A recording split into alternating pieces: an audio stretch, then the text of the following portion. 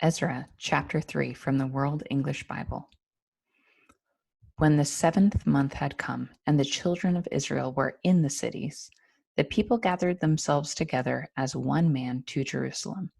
Then Yeshua the son of Jozadak stood up with his brothers, the priests, and Zerubbabel the son of Shealtiel and his relatives, and built the altar of the God of Israel to offer burnt offerings on it, as it is written in the law of Moses, the man of God.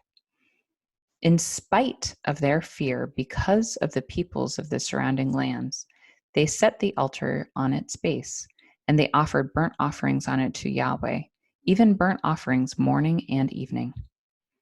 They kept the Feast of Booths as it is written, and offered the daily burnt offerings by number, according to the ordinance, as the duty of every day required.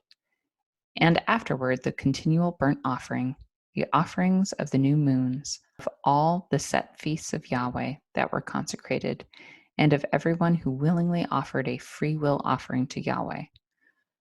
From the first day of the 7th month, they began to offer burnt offerings to Yahweh. But the foundation of Yahweh's temple was not yet laid.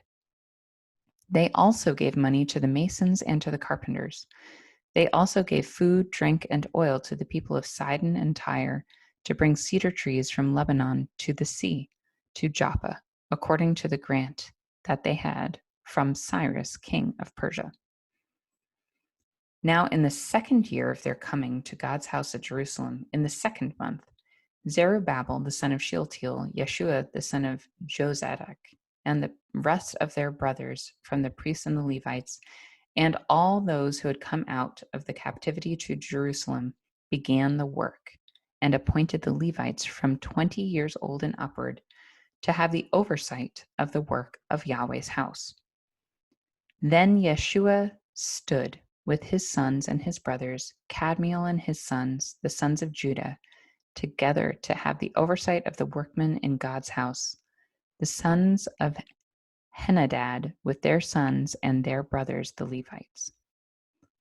When the builders laid the foundation of Yahweh's temple, they set the priests in their vestments with the trumpets, with the Levites, the sons of Asaph, with cymbals, to praise Yahweh according to the directions of David, king of Israel.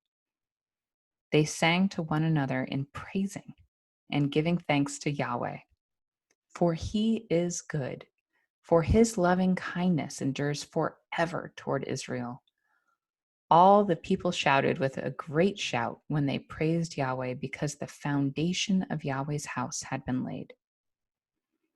But many of the priests and Levites and heads of fathers' households, the old men who had seen the first house, when the foundation of this house was laid before their eyes, wept with a loud voice. Many also shouted aloud for joy, so that the people could not discern the noise of the shout of joy from the noise of the weeping of the people. For the people shouted with a loud shout, and the noise was heard far away.